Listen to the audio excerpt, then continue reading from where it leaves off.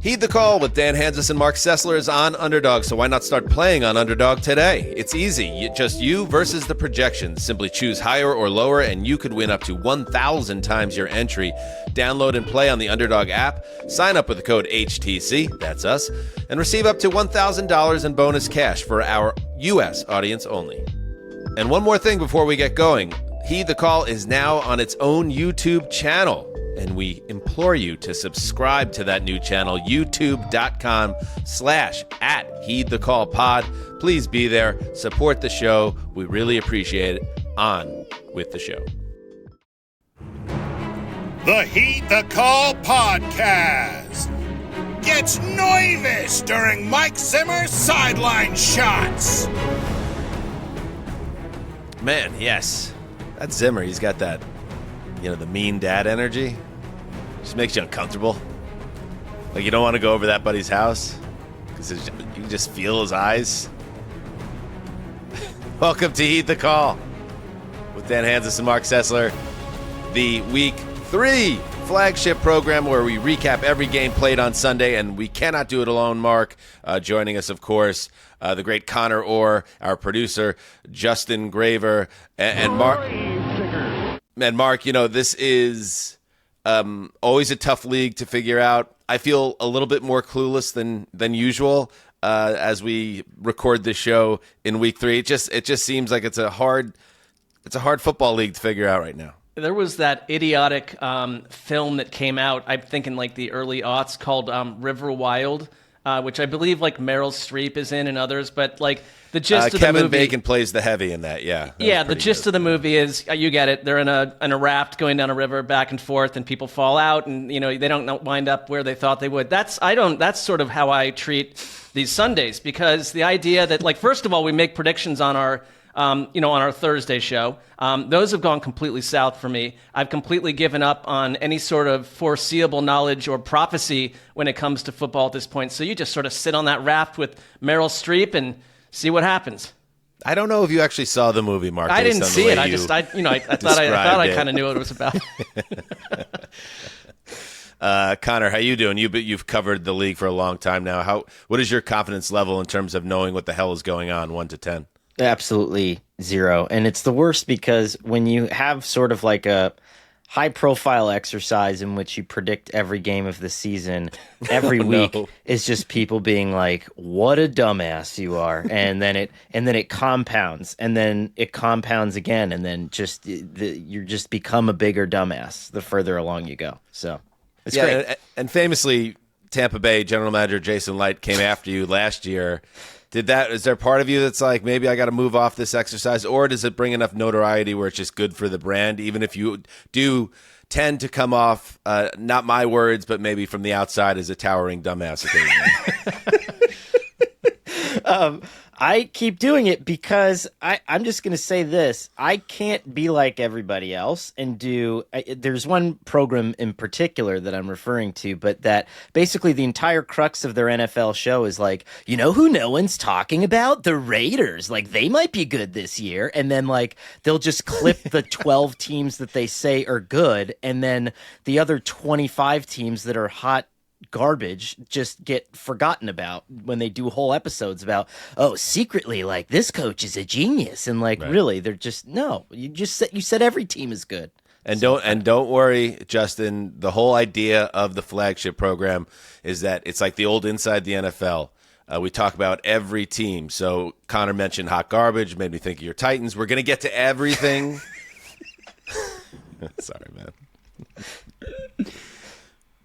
You okay, bud? I know it's been a long day. It rolls right off. No, it has been a long day because I drove back from Vegas at 2:00 in the morning. But this morning. But football wise, you know what? There's a lot of good football to watch. I thoroughly enjoyed Cardinals Lions. I even enjoyed Raiders Panthers, which I had to cover as well. That was like a fun watch. So whatever. You can tell Justin is not in a good place. I mean, I just don't buy a word of that. We don't need to fill. But I will say that the Titans being winless, it does seem like that Titans helmet is spinning just a little slower behind Justin today. That's fair. The Texas Longhorns are the number 1 team in the country. What? and they won 52-3. No, So 51-3. So here's where I'm at. The Titans may suck, but at least one of my football teams is really, really good. So I'm okay with how bad the Titans are. Mark, do you have any follow-up thoughts to that? I think that's probably just an incredible balm to the listening audience to know that, that's something in the football world is going well for you, that this is... I don't know what to trust you're saying at this point. You seem to be psychologically protecting yourself, and I understand. All right, let's get going without further ado. A lot to get to. Let's start Conor Orr in, speaking of Texas, Arlington, I believe it is. Or that area, the general area around Dallas, where the Cowboys were looking to get off the mat after a hideous Week 2 performance. The Ravens, they were looking to get back in the win column as well. Somebody had to do it. Let's get this thing going.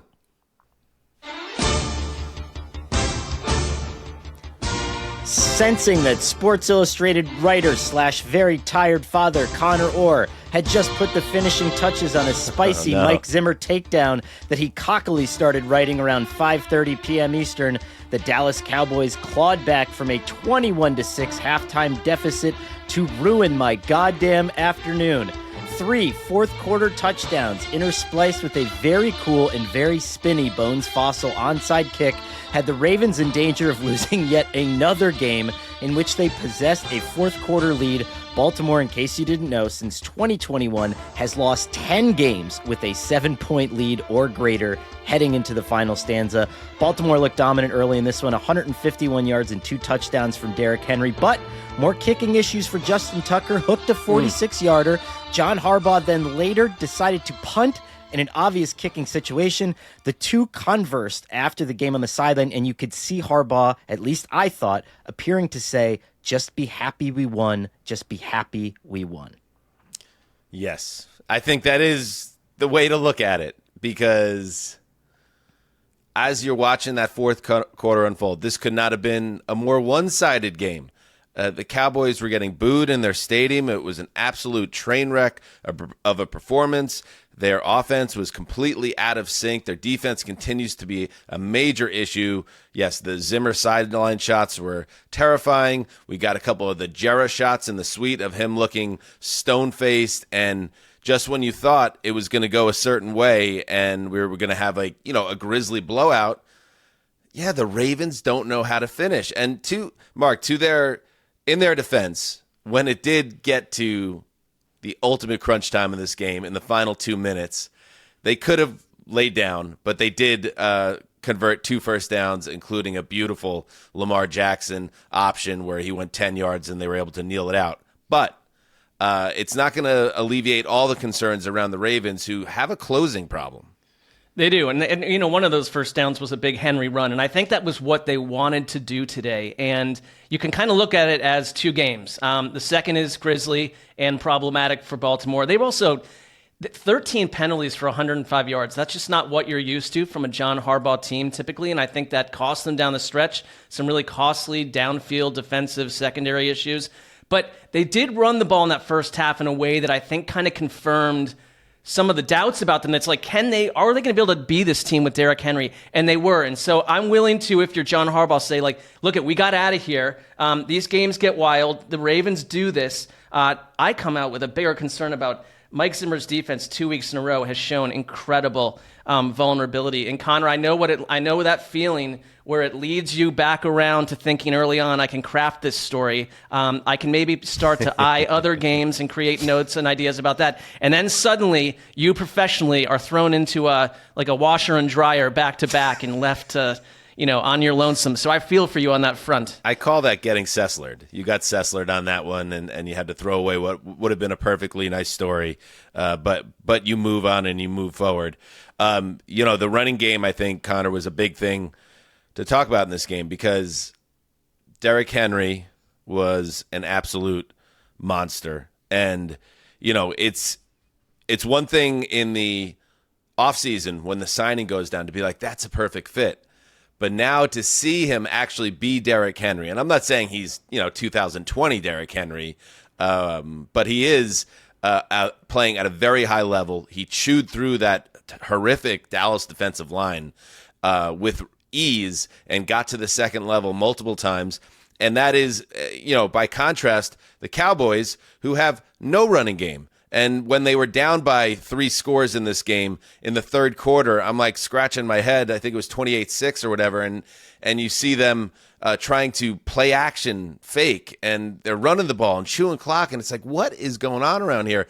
Of course, after the game, Jerry Jones was asked about, hey, why don't you have Derrick Henry? Because we all knew this was a major issue for the Cowboys going into the season.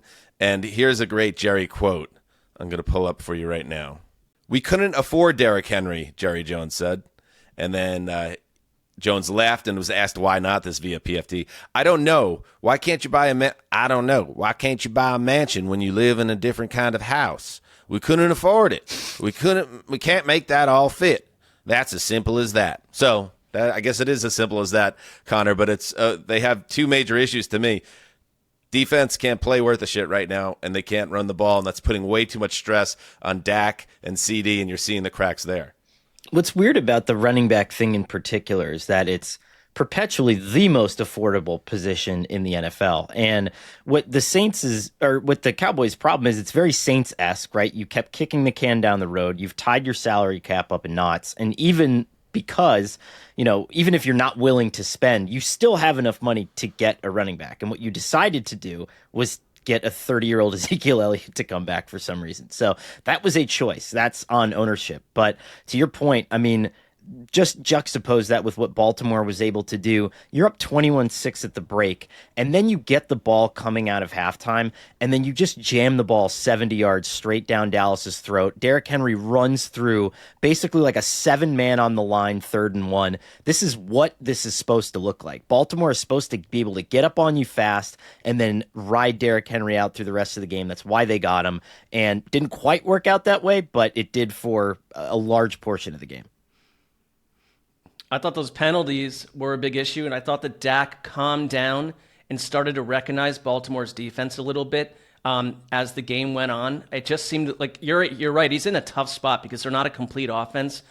But this may just be what the Ravens are, because the minute the Ravens get their sea legs and we start to think Lamar's really playing the way we've waited now for 6+ years, then the team seems to collapse. It's like there are 2 things at once. They're the Ravens. They're so sturdy. We believe in them always. But then they do this at the worst possible time. And I feel like, to get out of here with a win is like at least psychologically a huge victory for them, because this would have been as crushing a regular season loss as the Ravens have had in years and years.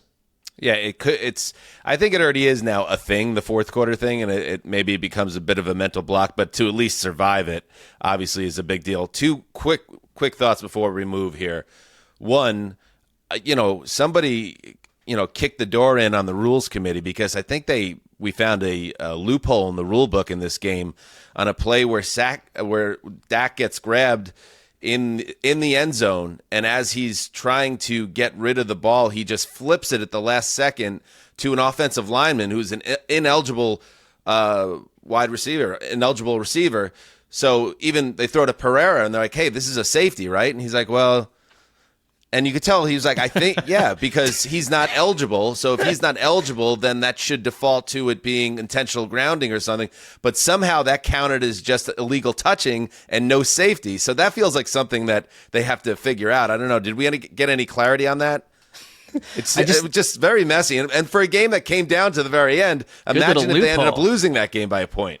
I love the idea of Pereira coming from a Tito's boat cruise, and then all of a sudden just you're like an official and you're so studied on the rule book that you don't think that there's ever going to be something that you don't know, and then all of a sudden they kick to you and you're like, I don't fucking know. Exactly. Yeah, he was everyone was. And then the other thing was CeeDee Lamb and Dak have not gotten off to a great start this year. I thought if you watch CeeDee, he put on a masterclass in bad body language in this game.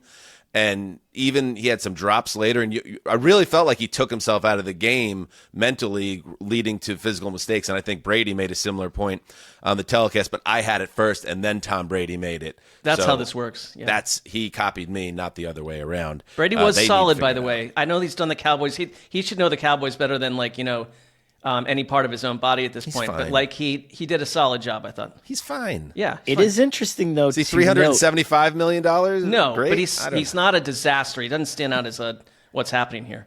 I do think he suffers from not being able to be in the facility, and he keeps having to reference the tape that he watches, whereas everybody else is like, yeah, I talked to this guy and he explained how this works. It is interesting. Like, is it worth it? All that money and the guy is not allowed to go into any other building. It's kind of funny. All right, let's get going and move on from Dallas. We head to the backyard here in SoFi Stadium where the Niners and Rams did battle. And wow, this one got weird. This episode is brought to you by State Farm. You might say all kinds of stuff when things go wrong, but these are the words you really need to remember. Like a good neighbor, State Farm is there. They've got options to fit your unique insurance needs, meaning you can talk to your agent to choose the coverage you need. Have coverage options to protect the things you value most. File a claim right on the State Farm mobile app and even reach a real person when you need to talk to someone. Like a good neighbor, State Farm is there.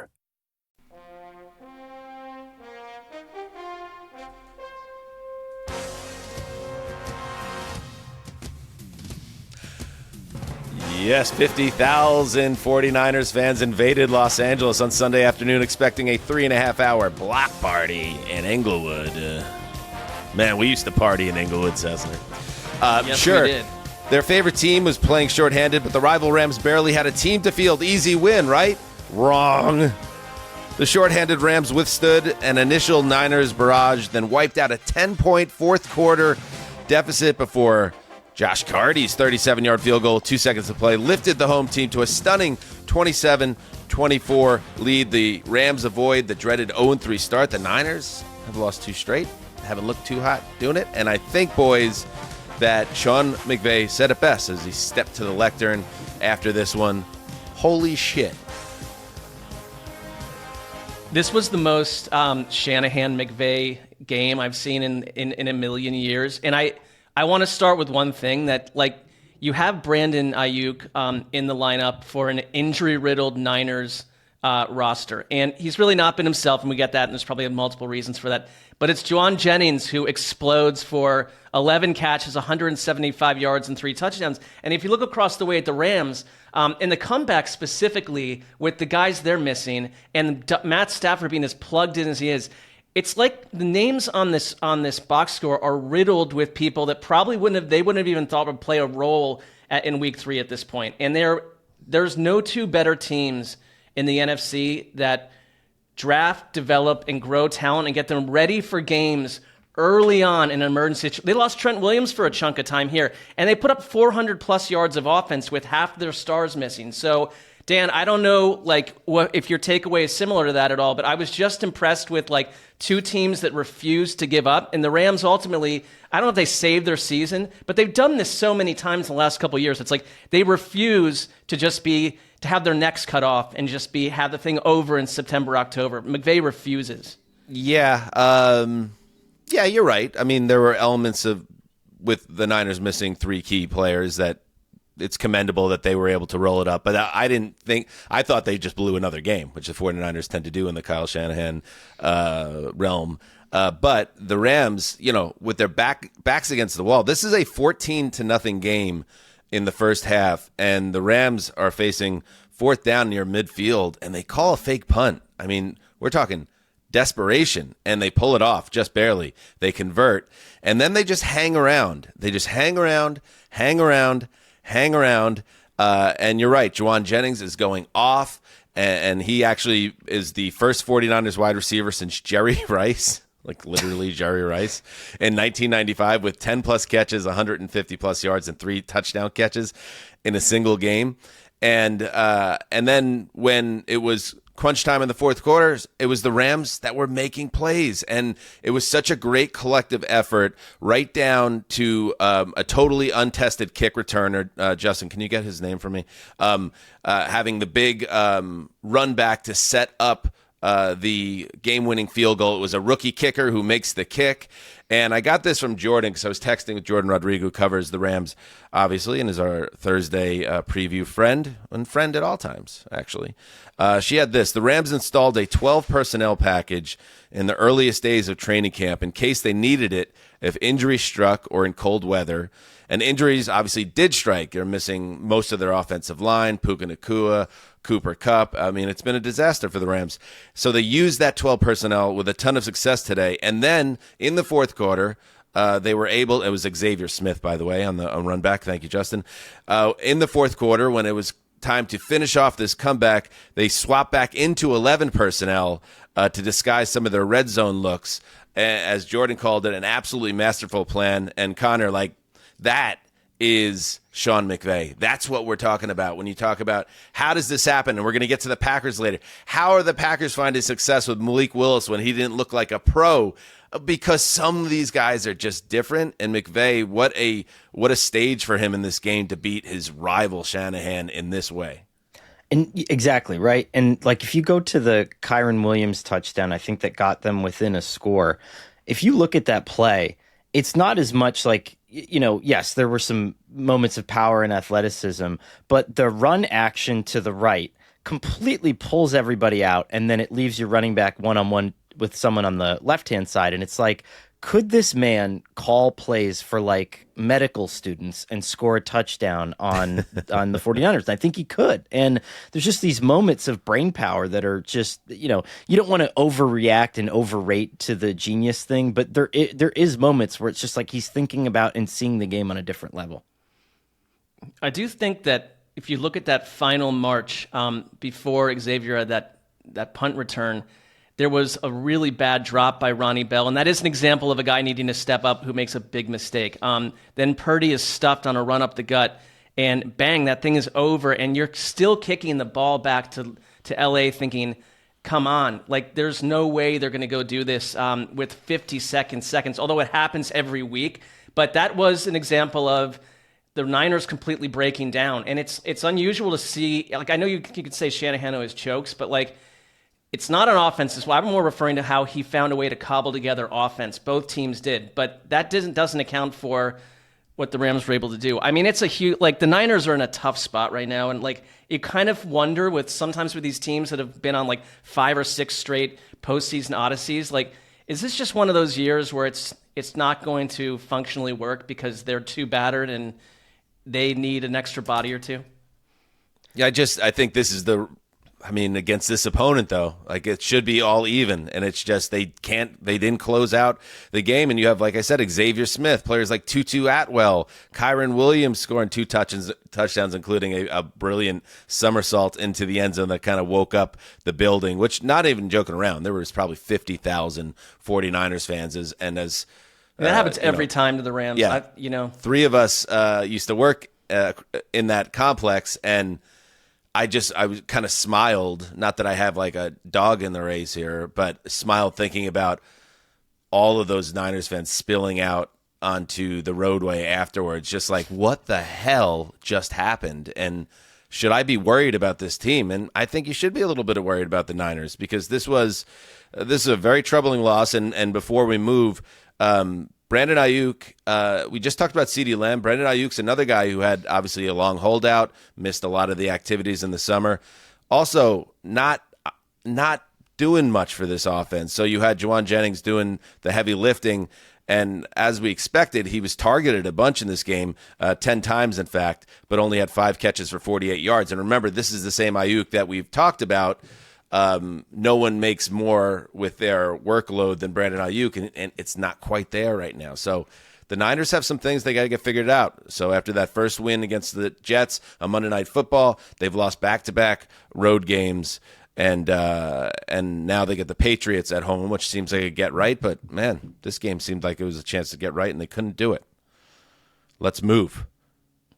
The Saints have been the talk of the league. Could they keep it up at the Superdome? Marc Sessler. Eagles, Saints.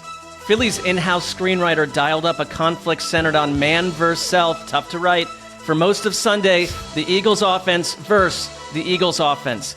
Two men saved the day. Dallas Goedert putting up a single-game franchise record for a tight end with 170 yards off 10 grabs to set up a Saquon Barkley go-ahead score in the final minutes. 6 days after his bobble against the Falcons, Saquon, incredible, rumbled for 147 on the day with a 65-yard blast, longest touchdown run by anyone this season. But this was no cakewalk. The Eagles traveled through levels of hell. Lane Johnson was lost. Devonta Smith was lost. No A.J. Brown. A Jalen Hurts interception. A Hurts strip sack. An overly cute fake tush push that went south. Hurts later stuffed on 4th down. A blocked punt and a missed field goal. But a career game from Jalen Carter. A 94.7 tackling rate by Philly and 2 deep shots to Rashid Shaheed that were knocked away, unlike the past couple weeks. Spell doom for a Carr-led Saints attack that amassed just 219 yards and looked human when it mattered most. Nice work, Fangio. Eagles 15, Saints 12, in an energy-sucking fight to the death. How about that? Now, Mark, what do we do? Like the Saints obviously were unstoppable. I think we saw 16 consecutive scoring drives to start their season in the first 2 weeks.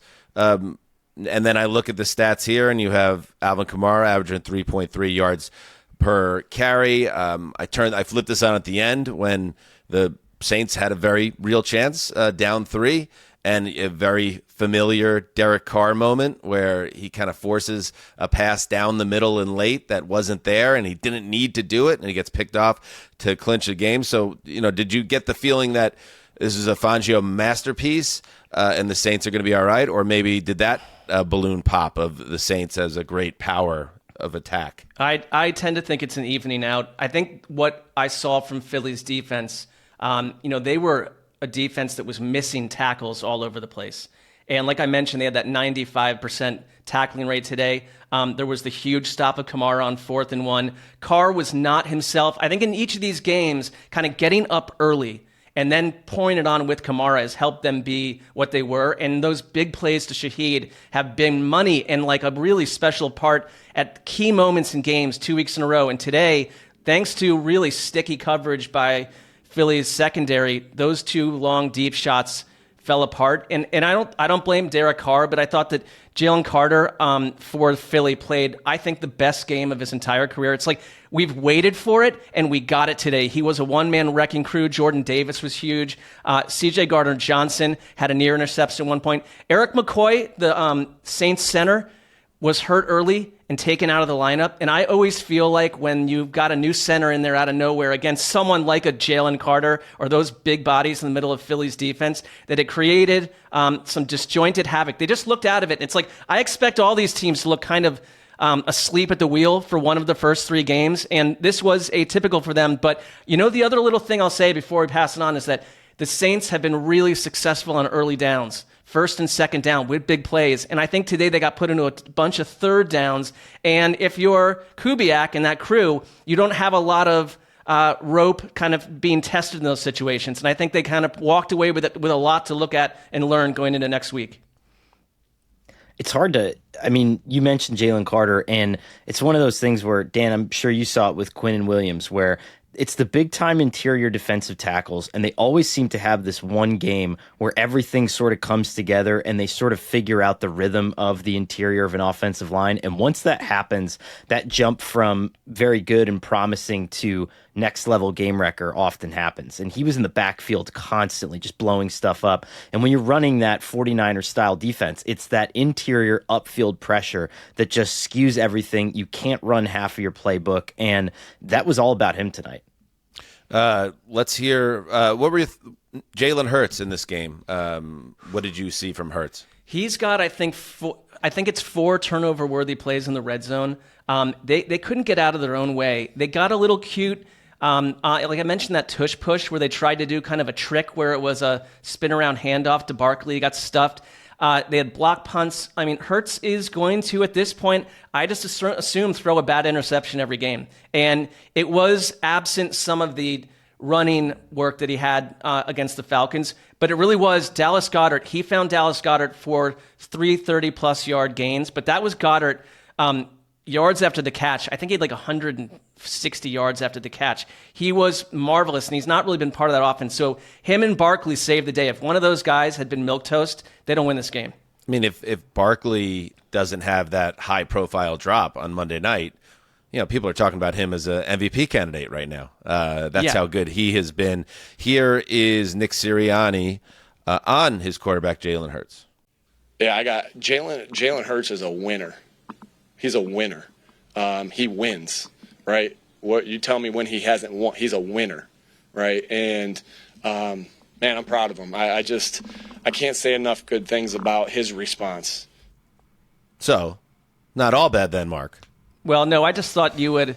I thought you would like that that quote from him. I feel like that will be used again. I think Sirianni was Sirianning during that moment, and Jalen Hurts is a winner. Yeah, like there was this one moment early on that in like the sideline reporter pointed out that Jalen Hurts is a winner. They were in trouble, and Hurts was going up and down the sideline, talking to teammates, like taking accountability. I think that's what people were wondering was kind of missing down the stretch last year. Like, is he a weird guy or a weird personality? I don't know his personality, but they seem to respond to him. But it was not the cleanest game for them at all. They've got a lot to work on.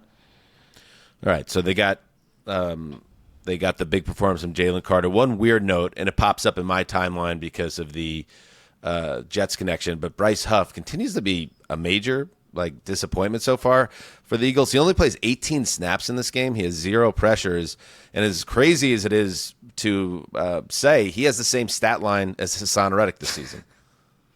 Nothing, literally nothing in 3 games. So much more affordable. That is not a signing that's worked out. But it's funny, all the Howie fans out there get very quiet about when things don't work out. But, I guess it's not March, so it's a different time of year. All right, let's move on to the next game, to the desert with the Gravedigger. Gravedigger was in the desert, by the way. He was at the Eagles concert at the Sphere, and he drove back at 2:30 in the morning, as we understand it, to get here. Yes. So just everyone keep that in mind as he does this setup. All right. I will also keep it in mind as I do the setup. Here we go. Lions, Cardinals. 1 week after Dan Campbell said he cost his team a win, the Lions came out on fire. Jared Goff started 14 of 14, the best completion streak to start a game in his career, and the Lions were able to control possession and come up with timely defensive stops. 2 failed 4th down conversions by Arizona, plus a Kyler Murray end zone interception to maintain a lead for the majority of the game. With the Cardinals making a last desperate gasp to tie the game, trying to get the stop and get the ball back after they kick a field goal, Jared Goff on 3rd and 12 throws a dart to Amon-Ra St. Brown with just over 2 minutes to play, and then scrambled for one last first down to ice the game. Lions win 20-13. Now, guys, there was a key play in this game right before halftime. Could have changed the entire outcome. Just as the clock was ticking down to 2-minute warning, Lions snapped the ball, and Goff was immediately under pressure, throws a pass, it's deflected at the line of scrimmage, Cardinals pick it off and take it all the way back for a touchdown. But hold up, the refs had blown the play dead because of the 2-minute warning, and they show the replay with the freeze frame. The ball is snapped at 2:01 on the clock. This pick six should have counted. The Lions end up finishing the drive with a touchdown on a really awesome, really cool play. Ben Johnson in his bag, hook and ladder to Amon-Ra St. Brown, pitching it back to Jahmyr Gibbs. But this was a huge 14-point swing, and yeah, the Cardinals had they had the entire second half to try to make this up, and they couldn't really get anything going on offense in the second half. But if you're a Cardinals fan, you got to be coming out of this one feeling like you got a little screwed over. 14-point swing. That is absolutely brutal. And Goff, who was sloppy, Connor, last week and said and told the media, I got to be more disciplined.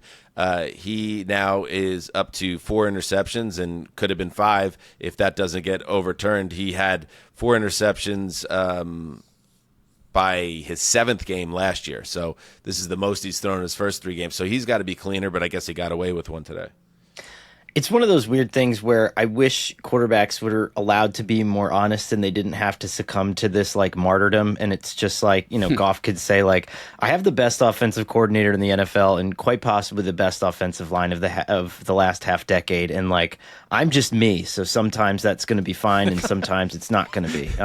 And sometimes we're just going to run laterals and it's just going to look cool as shit. And I think that's really what it comes down to, That's what I love the most about these Lions, Mark, that who's going to keep the hook and ladder alive? If you had to guess one team, it's going to be the Lions. And sometimes there's madness, like last week going for a fake punt inside your own 20, and sometimes you get over aggressive and you blow your chance to get to the Super Bowl, like it happened last year. We can't forget these things, but just embracing the kind of element of excitement and surprise and taking risks. I think that's part of the reason why they've become America's team. Yeah, and I think that there's proof of concept that to have gotten as far as they have after being in the darkness for decades upon decades, that it is the Dan Campbell aggression and it is these choices and it is these designs and things that, him watching football and playing football for so long and like refusing to just put stuff away in the circular file. I love that the Lions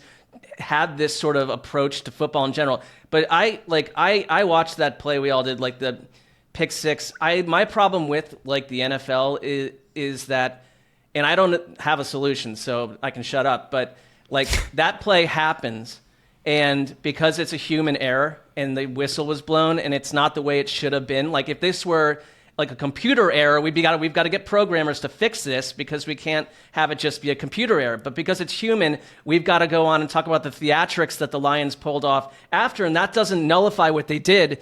But this game is not the result it should have been. I'm not saying the Lions would have lost, but this is completely, like, this soils everything that happened in that affair for me, if you're a Cardinals fan or if you just want football to be handled correctly. I agree with that, but I will also say, like, the Lions defense in the second half, I'm just going to read off the results by drive for the Cardinals in the second half. First drive, interception, punt, turnover on downs, punt, turnover on downs, punt, field goal with 3 minutes left, down 10. So I totally agree. I mean, they botched this call bad. The Cardinals should have gone into half, at the very least tied, assuming that, if the Lions get the ball back there with under 2 minutes to go and go do something, at the very least it's tied for the Cardinals. So yeah, they got totally screwed by that. Like, but it's not to take away from the Lions. Like I'm not. Right, It's more like I don't care what two teams it was. I would wonder is like after last week, like you'd think Marvin Harrison was going to go on this like tear through the league, like kind of quiet, not a factor in this game. And that's kind of the Cardinals in general on offense right now, right, Justin? Like just when you think you got them figured out, they seem to confound you. They've been very hot and cold so far this year. Well, it was clear that Kyler was looking for Marvin Harrison a lot, and on that interception, like he really forced it to him when he had the open crosser, the dig route underneath with the safety dropping back to take Harrison away. There's something, I mean, they have a great connection. We saw a few times in this game with like off schedule, play breaks down, Kyler finds Marvin Harrison Jr., but he's also maybe like the Lions knew that he was going to be the go-to guy. They're putting two guys on him in coverage, and Kyler's still forcing it to him. You end up with the interception in the end zone. All right, we're just getting started here. We'll take a break, and we will continue our way through Week 3.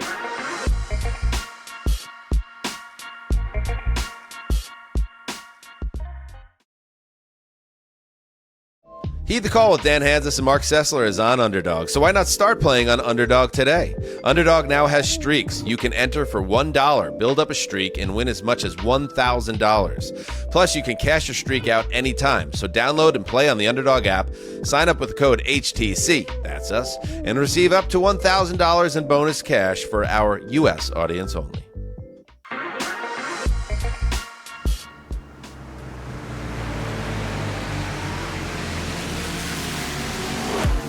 Welcome back. As you can see, we're outside the Kicker Club right now. There is a press conference has been called. Do you remember when? We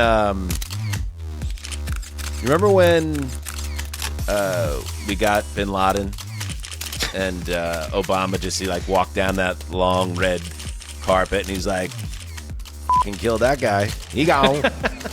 And then he didn't take any questions. He just addressed the nation. He's like, Bin Laden, he gone. And then he walked off. Picture that. Only now it's me. Like to make an announcement. This is obviously done with plenty of forethought, and it's something that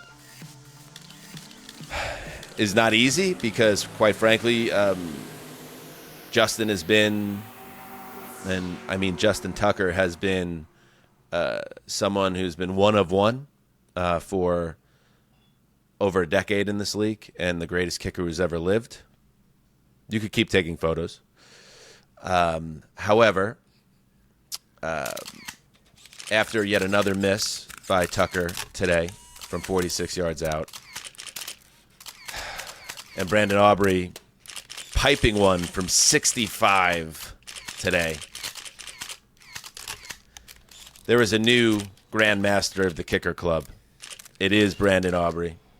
What? And I want to just take a moment to congratulate Brandon for now being the grandmaster of the kicker club, and thank Justin, and he's still welcome anytime. But the announcement is, it is official. Brandon Aubrey is the new king. Long live Justin Tucker. Thank you, and may God bless America. Brandon Aubrey got me one 60-yard field goal. I just need one more on Monday night to... That's not what this is about, prediction. Justin. And if we could have just a little bit of respect for Justin Tucker right now during what's been obviously probably a very emotional time. I mean, Dan, I think you maybe a tad windier than Obama's speech that day, yet the service that you've provided is no less pertinent than removing Osama bin Laden. I think that you've done an equal, the job was of equal importance, and you handled it presidentially. Yeah, and in no way am I correlating bin Laden to Justin Tucker, but in both cases, he gone. So. All right, so with that said, now it's Brandon's job to hold that spot, and we're going to see if he does. All right, let's get back to the show. I thought that was very important, though, to get off my chest. That's been something I've been sitting with, obviously, for hours since that 65-yard field goal in Dallas, and now we can move on. Next stop, Minnesota.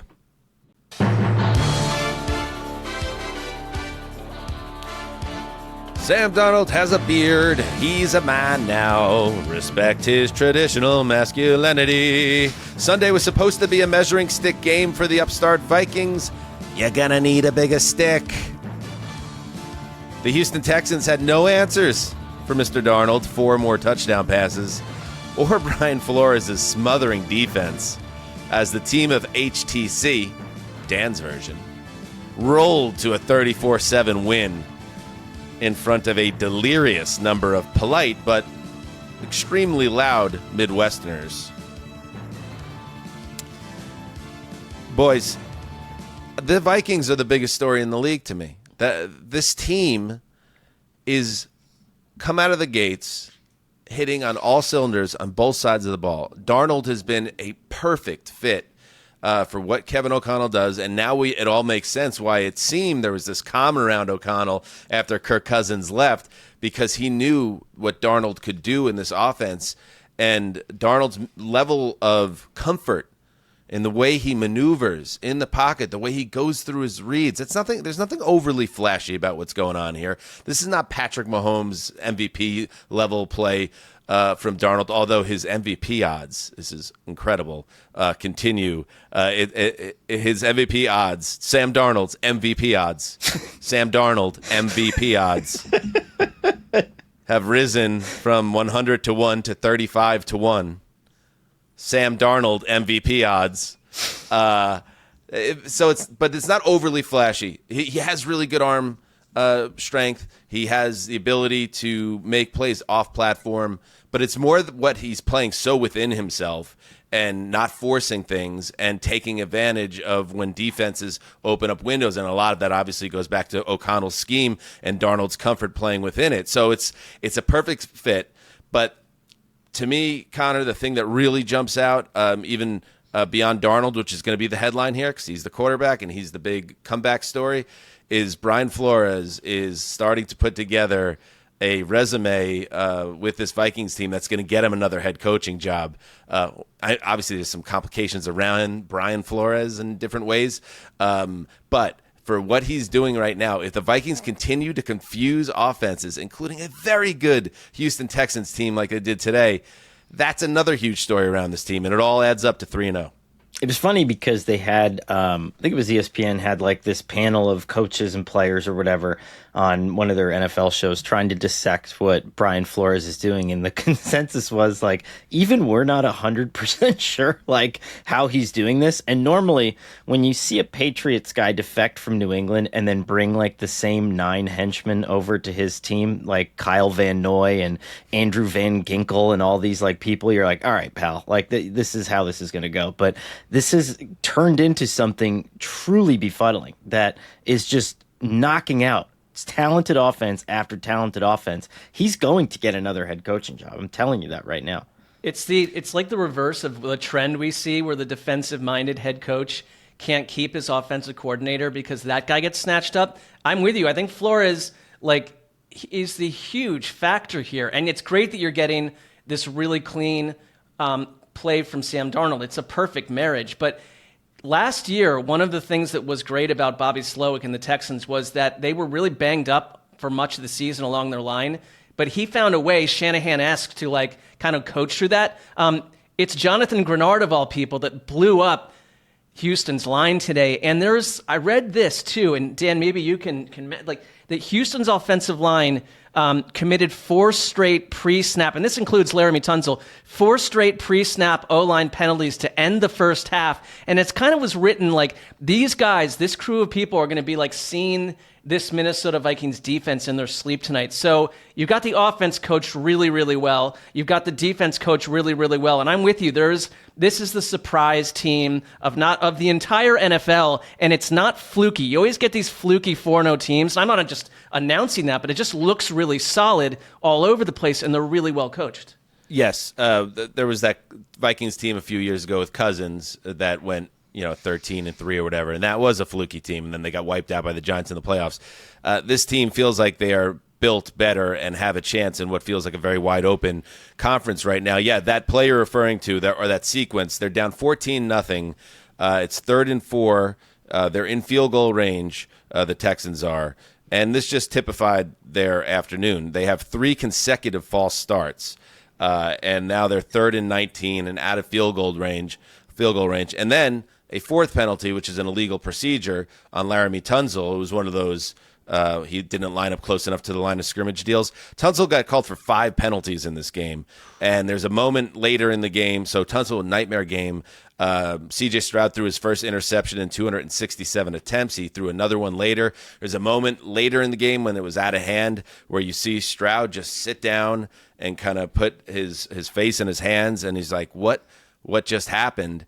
And that's kind of the same thing Brock Purdy went up to Brian Flores and said to him after the game last week when they knocked off the 49ers. Like, what just happened? What are you doing? So I don't know. This is a league where adjustments get made, and I'm sure that will happen. But right now, nobody knows how to stop this defense. And Sam Darnold and the offense, led, of course, by Justin Jefferson, who had another touchdown, are doing more than enough to handle things on that side of the ball. Put it all together, what a story.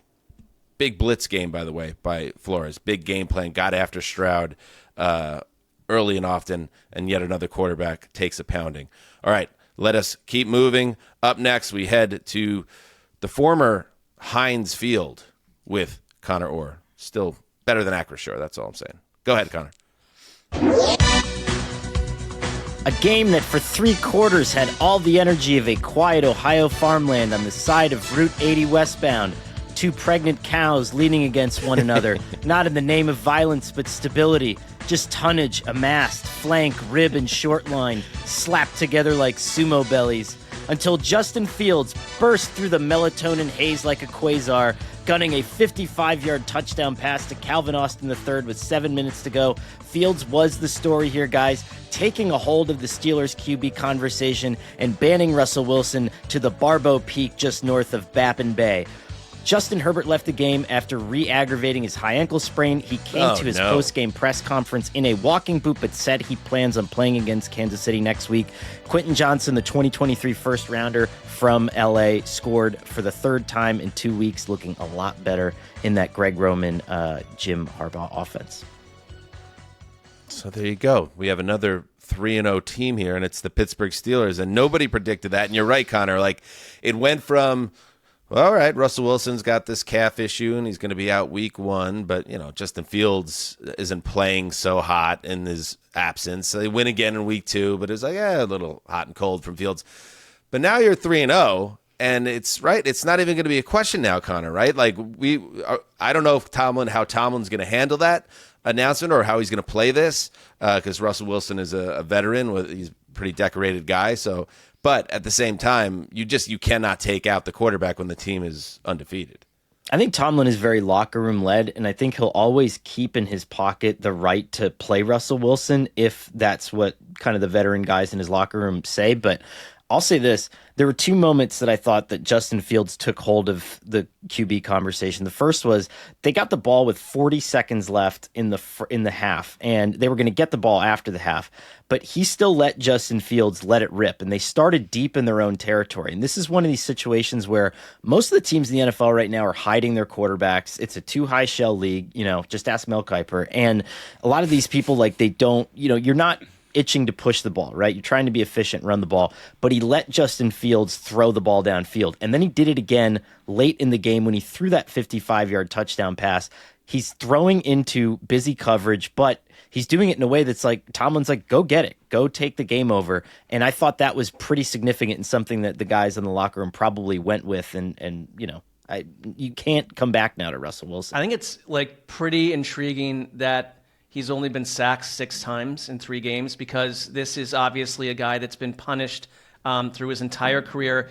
They are missing Troy Fautanu, the right tackle, who was hurt in practice. I mean, that's the kind of thing that could unspool someone else. I just feel like down the stretch, because they started real slow, right? I think it was like a couple 3-and-outs, and it's like that could put a guy like Justin Fields in the offense in a shell, because they're not the most fascinating visual offense, but I think to Calvin Austin, he had a beautiful throw. There's a couple, he just is starting to put it together a little bit. And to Dan's point, Tomlin's been talking about wanting a guy that can do a lot with his legs too. It's like, I don't know how you make a switch at all right now. I think it would almost take an injury to make a switch, unless, I don't know what veterans are going to Tomlin saying, we really need Russell Wilson in here right now. I don't know. I don't think that's probable to me. Well, Mike Tomlin is undefeated and probably feeling really good about a win against a Chargers team that was running the hell out of the football, where you have a comeback in the fourth quarter. He's got to be pumped. Let's listen to Mike. There's a nakedness in this business at this level. There's nowhere to hide. When you got a challenge like that walking in your venue, you better fight. We're the number 1 rusher and rushing team coming into our building. And so let's be real clear. They got to fight. They don't have a choice. Nakedness. I love that. Nakedness. My new favorite thing. Let's cut that, Justin.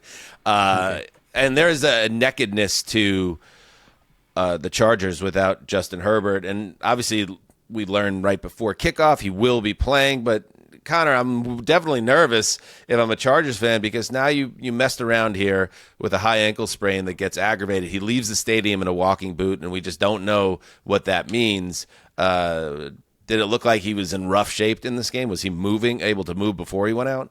I didn't think he was moving well, and to your point, even if you keep coming back with the high ankle sprain, it's one of those things that always leads to another issue. And I'm not saying, for example, like Joe Burrow's calf injury led to a wrist injury, but a calf injury can lead to, some sort of other soft tissue issue. And so if you're Justin Herbert, it's like if you know that you're running the ball this well and you have this Greg Roman offense, isn't there some thought in not punting against the Chiefs, but giving him like a 2-week window? Like, you did start with a couple of victories. Give him some time to get healthy before you throw him back out there again like that. Let's Joey Bosa too. Yeah, or not play him today. I mean, it's hindsight 2020, but you're against obviously not a high octane TJ Watt, yeah. Pittsburgh attack, so you're not going to need a shootout most likely. And yeah, you got TJ Watt coming after him. I don't know, just a tough way for it to work out. And you hope Herbert is able to be Herbert this season because those high ankle injuries can really mess with you. All right, let's head to Nashville. The Titans, man, they needed this one, and they had an old friend coming in to play against them. Let's see how it turned out. Gravedigger, take it away.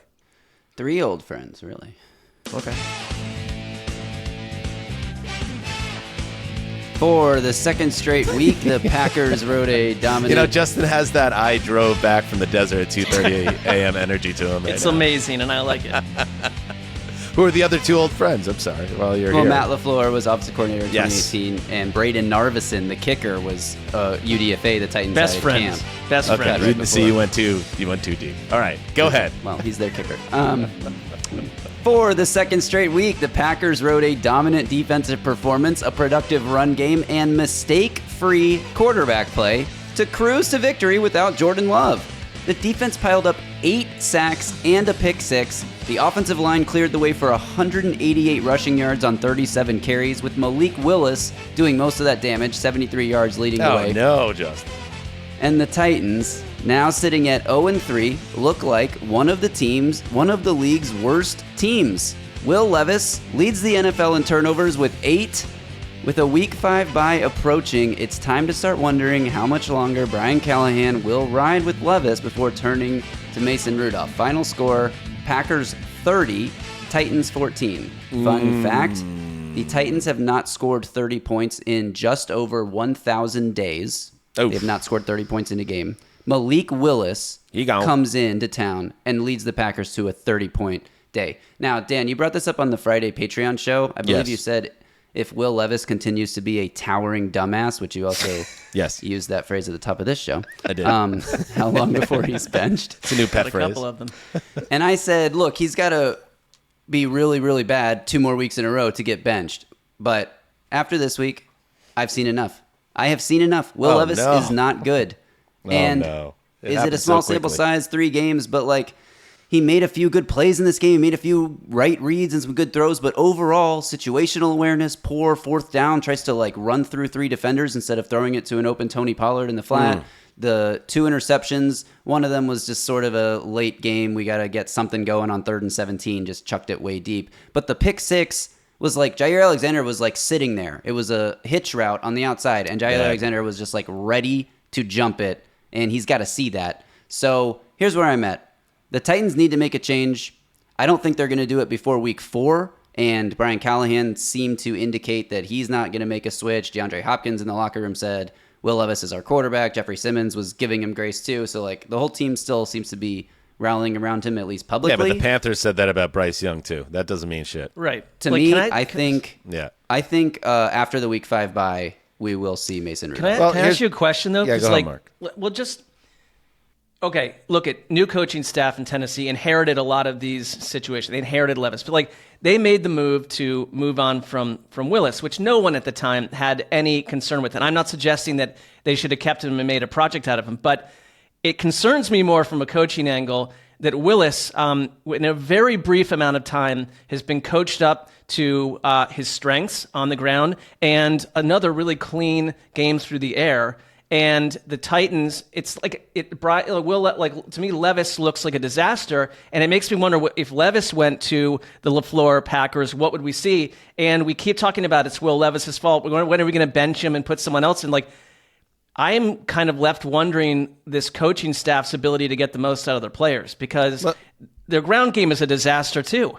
Well, you know, in fairness, like Malik Willis and Callahan are on different levels. It was a prior like coaching staff that had Willis, right? So, but at the same time, I think it's kind of less. And there is obviously a Titans component to everything that's going on in this game. But yeah, for me, the big storyline is look, just like we saw with the Rams and Sean McVay, Connor, look what real high level coaching can do, and you can do things like take Malik Willis and not just make him competent, but make him someone who's a difference maker. In the game, and he was in this game. So it has, and I understand why Justin, in addition to being probably very tired, like to have to deal with this Malik Willis BS is probably highly frustrating. But not fun. Man, what probably is even the most frustrating, Connor, is that you had Matt LaFleur in your building and you let him out.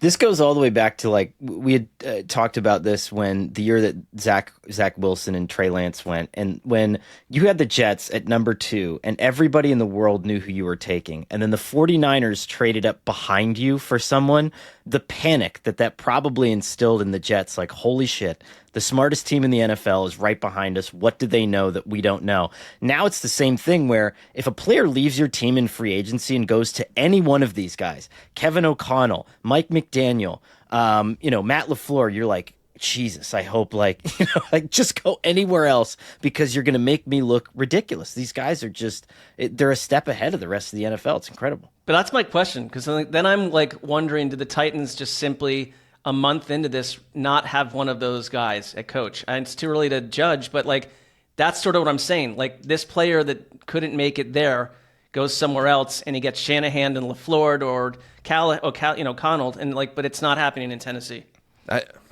But he didn't pick him either. Like Callahan inherited Will Levis also, and it's like, okay, go make him into the guy that we were hoping he was being. Meanwhile, he's got 8 turnovers in 3 games, and it's now these are disaster turnovers. And we talked about it. So he had the week 1 disaster pick 6 that cost him that game.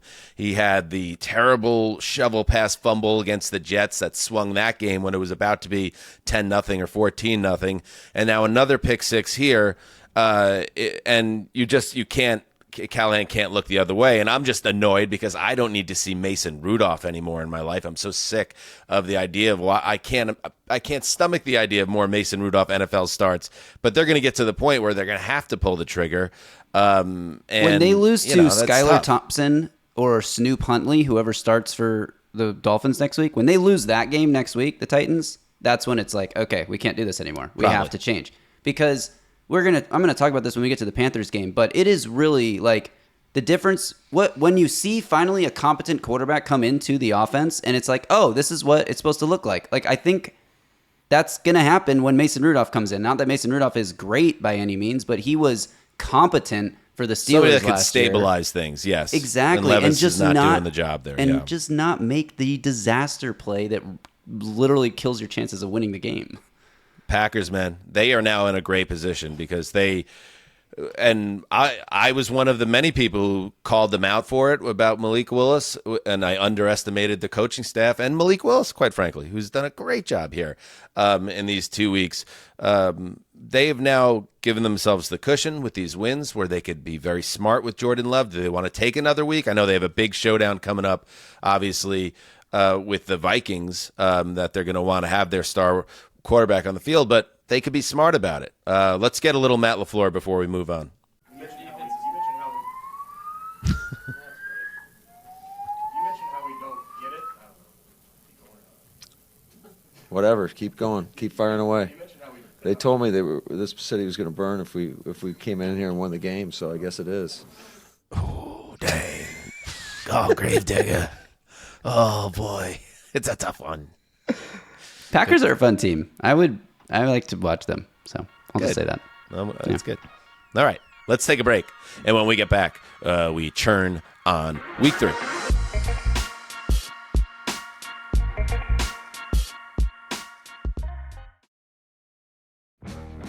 All right, guys, it's the best time of year. Football's back. We're talking NFL Sundays, college football Saturdays, and that glorious grind of fantasy football lineups. This is where your inner GM comes alive, setting the perfect fantasy roster, screaming at your TV, and making last-minute waiver moves that either make you a hero or the guy everyone ridicules in the group chat. But listen, while you're over here making sure your fantasy team is dialed in, don't let your personal grooming become the guy that gets left on the bench. Let's be honest, nobody wants to fumble their grooming routine. That's where Manscaped's Performance Package 5.0 Ultra comes in, acting as your all-in-one grooming playbook. From keeping things sharp down below with the Lawnmower 5.0 Ultra to taking care of those rogue nose and ear hairs with the Weed Whacker 2.0, this is the lineup that'll keep you looking and feeling like a champ on and off the field. Join the over 10 million men worldwide who trust Manscaped and get ready for kickoff by heading over to manscaped.com. Use the code HTC for 20% off plus free shipping. Trust me, you'll be drafting the real MVP of grooming this season.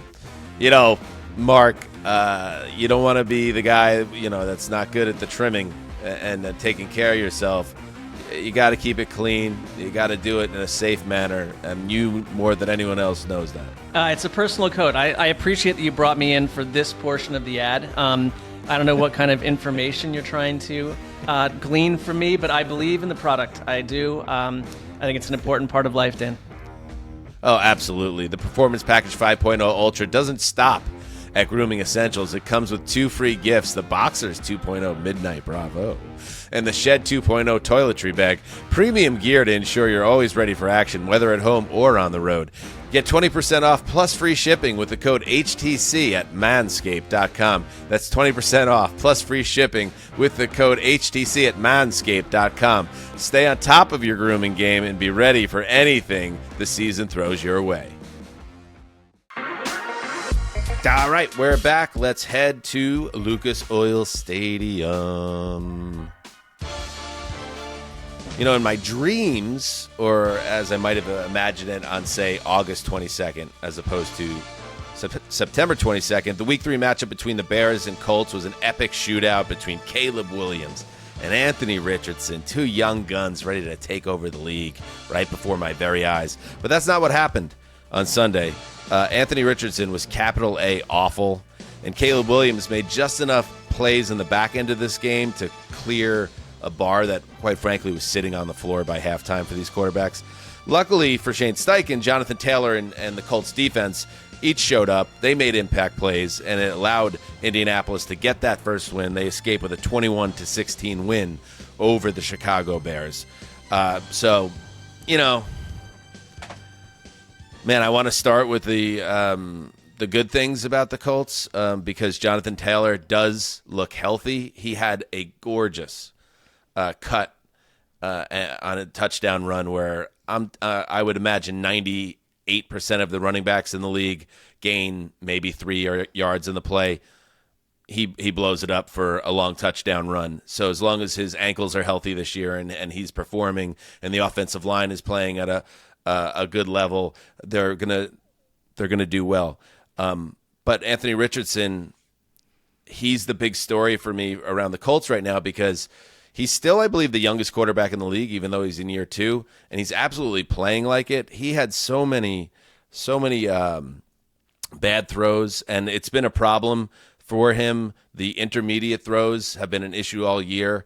He's hit on some splash play throws, and he hit on a couple more today. But anything underneath, he was missing, and he was, by a wide margin, just sailing passes, and it was leading to turnovers and short-circuiting drives. And, until he cleans it up, and it seems a lot of it might be mechanical, because we know he's physically a gifted guy, and we've heard that he's not just some running quarterback like he really is. He has the ability to be a polished passer. He's just not there yet, and he leads the NFL with 6 interceptions, and they're going to lose a lot more games than they win if they can't get him on a more steady pace. He's almost Levis-like in some ways right now, so that's the problem. The good news is, like I said, their running game was great, and their run defense, which had been awful to start the season, was able to, get some stops. And thankfully for them, Mark, you have Shane Waldron calling plays for the Chicago Bears. And that's like the other thing I take out of this game. Indianapolis, Mark, gave up almost 500 yards rushing in their first 2 opponents. The Bears, with their rookie quarterback, attempted 52 passes today. I don't know what the hell is going on with this team. The coaching staff is holding them back.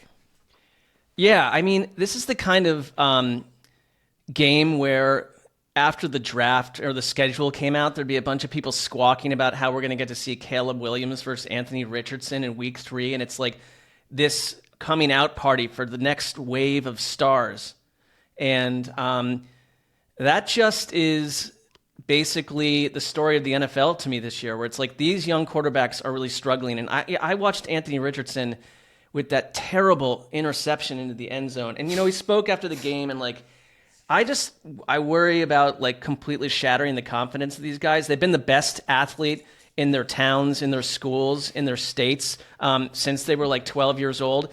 But watching them play, it's kind of like if you're out in Santa Monica and you're on one of those walkways that goes along the beach, and it's kind of a Wild West where you can walk, but people can be coming by on like 4 bikes, or someone's on like rollerblades, and I can do it, I think, because I have the wherewithal to know that I need to get out of the way. I've lived long enough to know that that's going to be a peril. You want to be smart. But if I put one of my children out there, sight unseen, they're going to get wiped out by a large machine or someone going 65 miles an hour. And it's like, these guys, part of it is like they're incredibly athletic. Anthony Richardson can do these things that are amazing to watch, but then there's the processing, there's the coaching, there's just the live reps, there's everything happening around you. There's trying to control a huddle, trying to control people's tempers, and they got a coach, if you're Caleb Williams, having you throw the ball 52 times.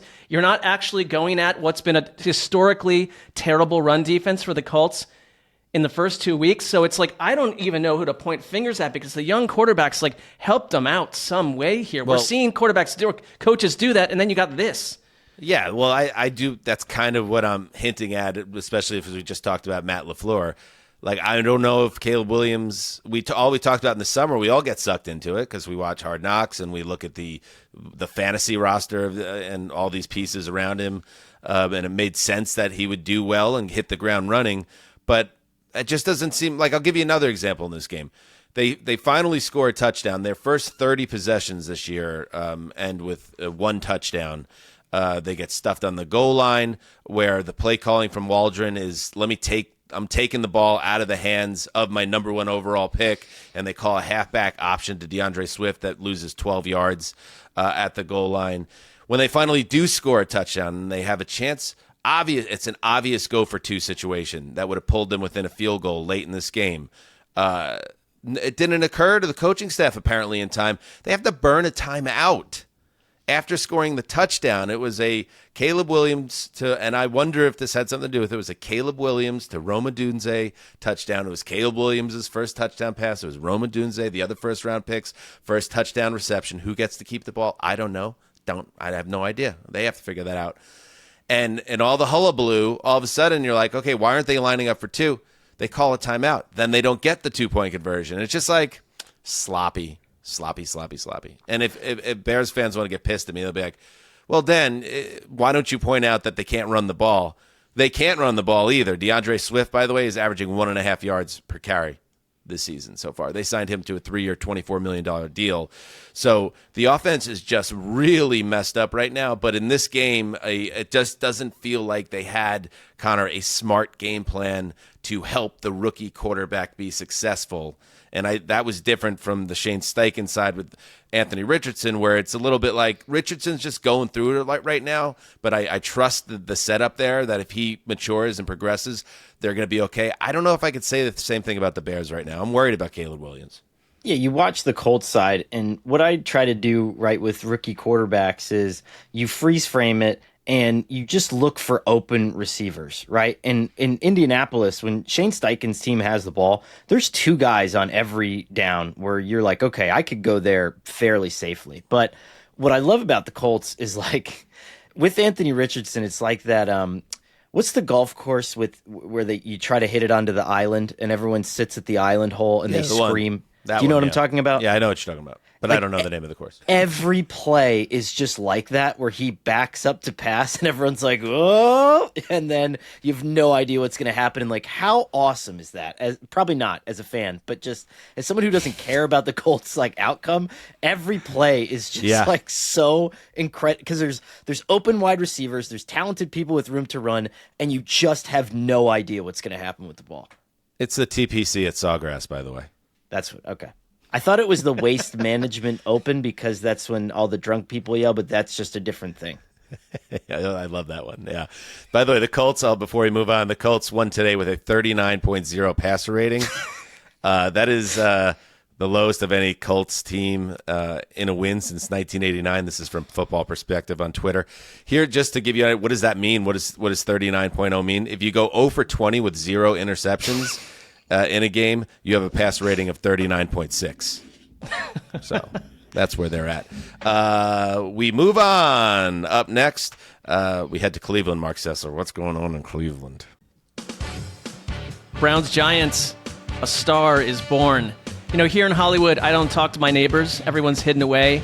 Bags of cocaine, gun running, film shoots minus clothing. But the people of East Rutherford... And that's just what you're involved with. That's just what I see. But the people of East Rutherford are feeling very neighborly. Annoying wordplay, but I had to go there. The rookie, Malik, who single-handedly took over in the first half, leaping to turn a would-be interception into a massive gain before flipping a Daniel Jones overthrow into a touchdown. He scored again on a brilliant grab the following possession, doing his part to help a Giants defense that left Cleveland in a void, with Dexter Lawrence and his troops of terror piling up 8 sacks of Deshaun Watson behind a line missing 4 starters at one point, forcing 2 fumbles and leaving the Browns organization with boos raining down to ask, where is our hope? After recovering the opening kick and scoring 1 play later, this offense was left battered and largely exposed. The Giants are no treat, but they can say this after a 21-15 win. In Malik, we've found a glowing orb. This is a very special Odell-like player who changes that offense. Ooh. I mean, I see it. I think so. We Connor's talking seen Odell. We're talking. When in my lifetime, there are 2 wide receivers that truly jumped out. Oh, I'm going to give Justin Jefferson that too. Justin Jefferson, Randy Moss, Odell Beckham Jr. We're putting him at that level potentially based on what you're seeing in this game? I believe so. I just see something about he's just transformative. And like there's not much else happening in that offense without him. And he just does things. And he did multiple things a game that I thought broke Cleveland's spirit to some degree.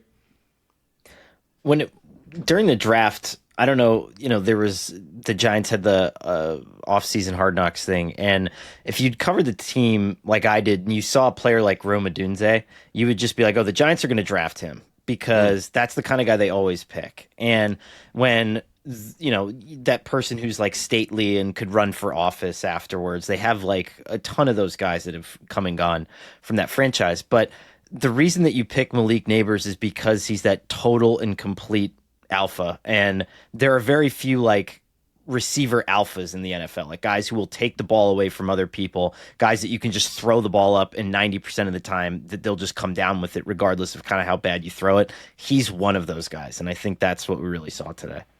I mean, that touchdown catch was absolutely bonkers, the way that he was able to get his feet inbound. I don't even know how you can make your body do that. That was the play of the day, I think. ESPN research, Neighbors is the first player in NFL history with 20 catches and 3 receiving touchdowns in his first 3 games. So he's off to a great start. The Giants obviously desperately needed that win after 2 hyper frustrating losses to start the year. And on the Browns side, it happened again, Mark. I flipped on this game late, and there was a 4th and short situation, key juncture in the game late in the 4th quarter, where Watson takes the snap and he kind of scrambles and he spots a little daylight and he goes to pick it up with his legs, and it's just not there. Like, he has to lead the league in attempts to scramble out of a muddy pocket only to be taken down from behind. And to me, that just, again, points to he's lost that explosiveness as an athlete. What else were you seeing from him in this game? I think that's a very good point, because I see an increasing lack of trust in Deshaun Watson in certain situations. And today's a bit special, and I'll get into it in a second, but they keep bringing Jameis Winston in on short yardage packages to do a variety of things. And it's like, you've got what should have been like one of the league's great on terra firma quarterbacks that can damage you in so many ways, and they're pulling him out of the lineup. Like, that to me is kind of mind-boggling.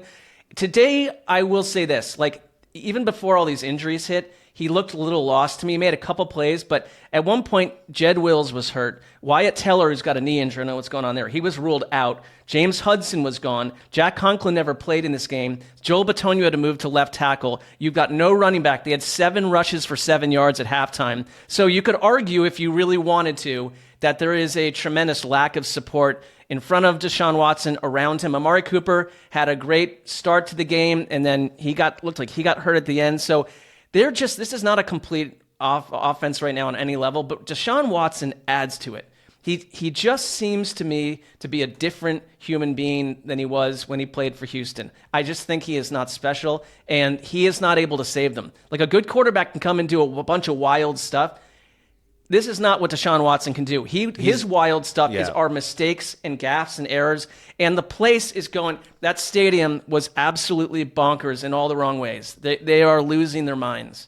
Because that's a game you need to have, even missing all the guys you have. If you're at home against a Giants team that everyone sees as a bottom 5 team, you got to find a way to win that game. And if they're not going to win that game, it's going to get really ugly. And I think what you're saying about Watson, he was obviously brought in. They mortgaged so much, salary cap and otherwise, toward him to be this force multiplier, a guy who can lift a team up when they're beat up, but he just doesn't have that gear, it seems. And that's a problem. That is a problem. Anything else, Mark, before we move? It's just, to me, like, I don't think that you can assume that Daniel Jones is keepable. We know he's not, but he looked functional with Malik in there. He just did. They looked different. It opened up the run game for Devin Singletary, too. So they came out looking like the better team. And where we were 2 weeks ago, I wouldn't have thought that. His pocket movement was night and day in this game from maybe like 2 weeks ago. I mean, there was that one third down that he picked up with Wan'Dale Robinson. He almost looked like Joe Burrow-esque in that. He has changed for sure. He's and coming one last thing on One last thing on Neighbors. You guys, you, Mark, Dan, you guys picked Neighbors to win Offensive Rookie of the Year when we did that prediction show. And I was like, look, the only time a quarterback doesn't win is when all the quarterbacks are bad. And this quarterback class is so good, it'd be pretty dang surprising if Caleb Williams or Jaden Daniels or one of these QBs doesn't win.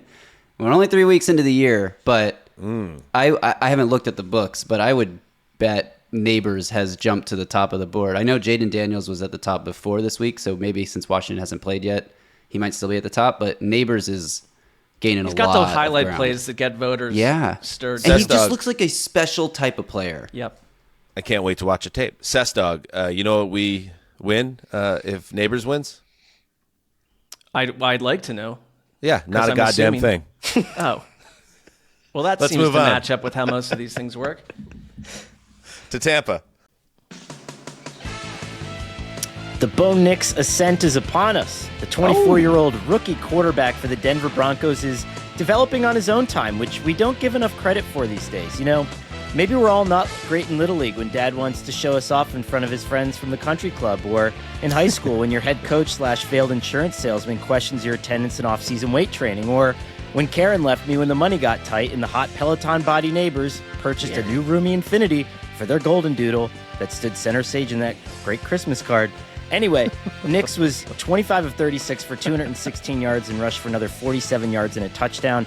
Denver won the coin toss, received the ball, and ripped down the field in this one. Huge vote of confidence for Sean Payton in Bo Nix, and Baker Mayfield was sacked 7 times, offensive line banged up. Had it not been for some super clever Liam Cohen running concepts to free up Bucky Irving in the second half, the stats here would have been very bleak for Tampa. Wow, Bucky Irving, 9 for 70 in a big spot. Yeah, I saw that in a couple places that it was almost like revealed to be or portrayed to be brave that you would win the coin toss and elect to receive. It's like, but I guess it's so now understood that you want that 2 bites of the apple at the end of each, end of the second quarter and beginning of the third. Where, you always like that. But so Connor, what happened here is Peyton wanted to get his young quarterback out there, and that kind of set the tone for the whole game, as I understand it. That opening script, he looked electric. And after the game, a lot of the players had said, we weren't questioning the lack of aggression, but we were wondering when we were going to come out and basically play like we had an offense. And this was the first time that I think Sean Payton really was just like, you know what, just go out and do it. And Bo Nix answered the call. He's really, really good on the ground. And I thought made some of his best throws. One that could have had throw of the first quarter pull of the season potential had the receiver gotten 2 feet inbounds there. So really impressive overall for Bo Nix. I saw that Patrick Surtain was lined up, 3/4 of the time on Mike Evans and basically allowed Mike Evans to do almost nothing in this game. And Godwin was masterful last week, but the two of them have been so unstoppable, and it's opened up their ground game, which has been terrible for years, but better this year. But then also Baker on the ground too, because even last week, like if you looked at the yardage compilation, it's like you thought Tampa Bay would have gotten whacked by Detroit, but they found a way to make plays. And whenever I eyed this game, it was like Baker was getting dragged down on 4th and 3 at one point. Like they just weren't their offense, and it doesn't shake my confidence, but it does a little bit because this is kind of what everyone's like. Baker Mayfield had such a tremendous season a year ago. It's like it was a roller coaster ride. When he was good, he was really, really Bakerish and enjoyable. But the off games were team centric and also sometimes himself. So was he a different player in this game, or was it just everything happening like around Baker Mayfield? I think it was everything happening around Baker, and there were still times, even into the third quarter, where I thought Tampa was going to come back and win this, and they did have that kind of tenor and that posture. And it's weird. I think like 3 games into the season, we are still at a point, kind of to what you guys were saying at the top of the show, where there can be just a bizarre curveball defensive game plan that still just absolutely ruins everything. And, you know, people will say, oh, how come you can't overcome it? It's if you don't practice for that, like, or account for that, then it really is hard to work around. Deshaun Watson said the same thing about the Giants, where this is not something that they were doing up until this point. It messed us up. And I think the same thing. Vance Joseph had a really, really nice game plan here. The Buccaneers were a little banged up in bad spots. And even then, I thought that they were still really close to breaking back into this game at the end. And yet they did not. They played without Vita Vea, Kalijah Kancey in this game, and now they have the Eagles coming up next. So the Bucs come down to earth a little bit, and now they'll get a gut check next week. Anything else on this game, Connor? I just think at this point, we'll see how Jaden Daniels does on Monday, but how many more of these games does Bo Nix put together before he enters the conversation for best rookie quarterback so far? I think this game was that good from him. And in his defense, the first 2 games were very difficult matchups for any quarterback, let alone a rookie. So, yeah, there's something to build on here for the Broncos. Let's listen to a little Sean Payton, why don't we? Kid's been confident. This kid's been through Auburn. He's transferred. He's won and won and won and won. And honestly, I haven't seen him flinch. We all get a little bit more confident with a win, but I say that respectfully. He hadn't flinched, and I think that we had a good plan. The players did a good job, and then certainly he had more fun than he did in prior weeks. I did this story on Bo before the draft, and it was really funny because we were talking about things that you've been through and, you know, as opposed to life things that are very difficult. But I was like, what on the field, you know, has braced you for life in the NFL, which is kind of going to suck sometimes. And he's like, well, I went to the school that my dad went to. I broke my ankle, got benched, and then they basically fired me and sent me to Oregon. So he's like, you know, after feeling like shit for a long time, you know, you have to pick yourself back up. I mean, he's 24. He's married. He's been through the rigors of life. And I do think he's a very interesting test case as a quarterback and a person, you know? Marc Sessler, a little adversity can do anyone a little good, you know? I'd rather not face any. Okay. Let's take a break, and when we return, we'll close out the Week 3 Sunday slate.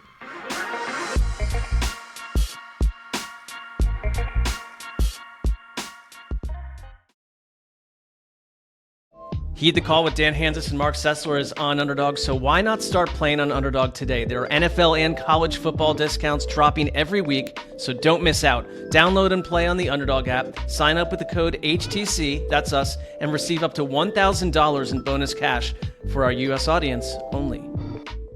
All right, we're back. Let's head to Seattle. Sessdog, take it. Fins vs. 12s. Who knew? Nobody wanted to play the Dolphins in Week 3, long before the wind and snow began to tumble. But nobody, including the Seahawks, knew Skylar Thompson would be in the lineup, looking more like Hunter S. Thompson in a sweat lodge. He was battered around and ultimately knocked out of the lineup in favor of Tim Boyle. In favor of? I'm not sure. Fight as they might, Miami was cooked and vulnerable to Zach Charbonnet rumbling and Geno Smith slow dancing with DK Metcalf, who piled up 104 yards with a 71-yard scoring bomb. But Seattle was sloppy. 2 picks for Geno, 1 batted as the clubs combined to go 1 for 17 on 3rd down at one stage. Miami suffered its second worst first half defeat of the Mike McDaniel era. Newbie Mike McDonald, though, has the NFC's final unbeaten team. Seahawks 24, Dolphins 3. This game felt very, very over, very, very quick, and then it kind of hung around. It was a weird one, but never really in question. The Dolphins, the AFC floats away with each passing hour until functional quarterback play returns to South Bay, to South Beach, or South Bay. Sure. And, that Skylar, what is the injury? It's a chest injury. Like, chest. How serious is it? I think they didn't say exactly, but it was questioned on the broadcast. Like, did he, puncture a lung or something? Like, he was lying down on the field, but did get up and walked off very gingerly. So we don't know, but it was chest. But, I mean, you said it in jest a little bit, but it's true. Like, this is the time where the Dolphins, usually are playing their best football and they bank wins. It's obviously there's a lot of reasons to be concerned here. And if it's Tim Boyle season, I know Tim Boyle. I've seen Tim Boyle play. Tim Boyle, I don't care. Matt LaFleur couldn't make Tim Boyle a player, although maybe he could. That's the thing. This was the opposite of everything we talked about. We're like, Mike McDaniel couldn't quarterback coach his way out of this one. But we'll see. I mean, because as long as Tua is missing time, there's going to be now doubt around this team, because based on everything I'm seeing here, you're not getting the big Tyreek game, the Waddle game. HN is not doing much in this game. And that really, you want to give credit, Mark, to Seattle for being 3-0, and they deserve that credit. But this one was kind of put on a platter for him, it sounds like. Yeah, and we did learn that it was Skylar Thompson with a rib injury, so we'll see if he's back. I will say one thing about the Seahawks, because I think, Connor, you were slightly fascinated by aspects of them in the opener. I think this is like a well-coached team, and I think that Ryan Grubb is trying to figure out how to get this offense to kind of move. They didn't have Kenneth Walker, which makes a difference, but Charbonnet came in, and down the stretch, with a lead, he became a punishing runner when Miami was trying to hang around and turn this into like a one-score type situation. So I think this is an interesting factor in the NFC West, because if you get good Geno and a running game, I think this defense. It wasn't just Skylar Thompson.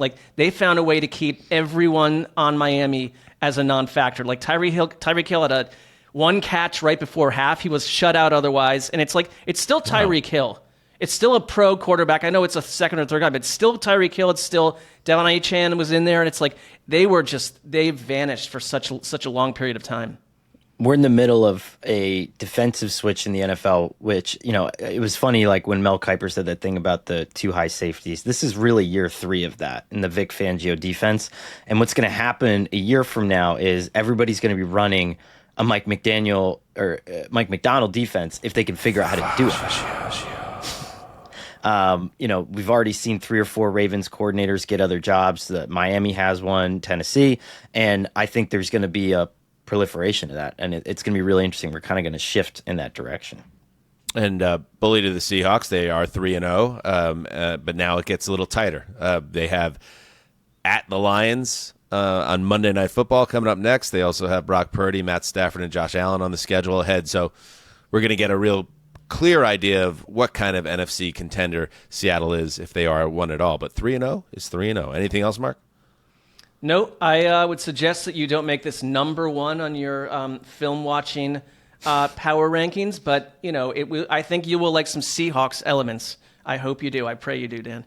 All right, good. Well, thank you, and I pray as well. All right, let's head to the desert.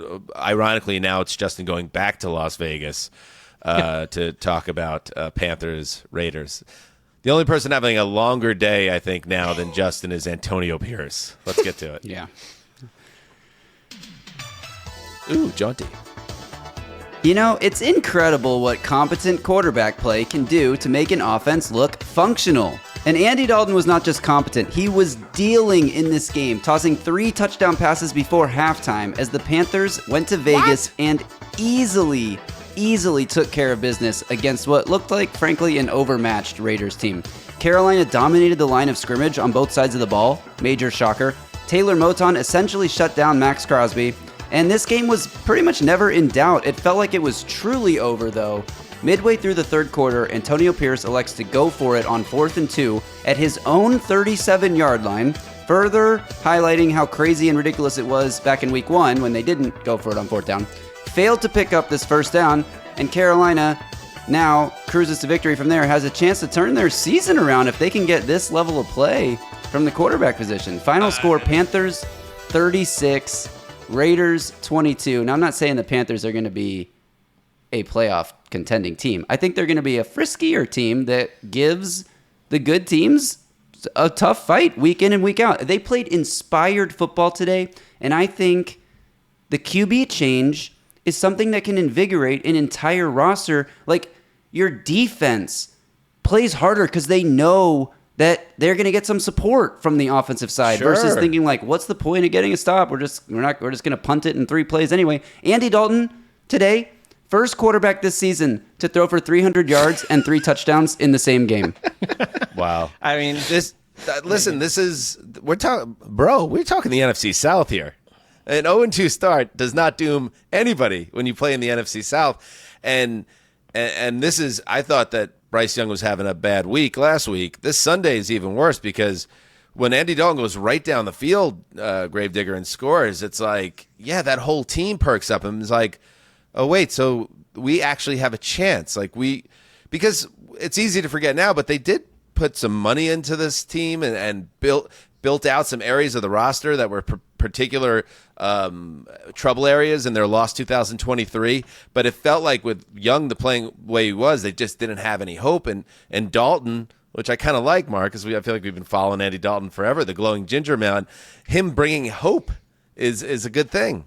Maybe the best of things. Suddenly you've got a 100-yard rusher, a 100-yard receiver, and a 300-yard passer, and the defense is making plays, and like you'd cut to the sideline, and everyone was just up on their feet, and it kind of reminds me in a weird way of what happened under Pierce for the Raiders at the end of last season, where this dejected roster felt life. But this is really because now we can scout and see what the Panthers really are on offense with a functional quarterback. And I wouldn't be surprised if, by the end of, tomorrow, Tepper comes out and says, I did suggest the quarterback Tepper be switch. talking.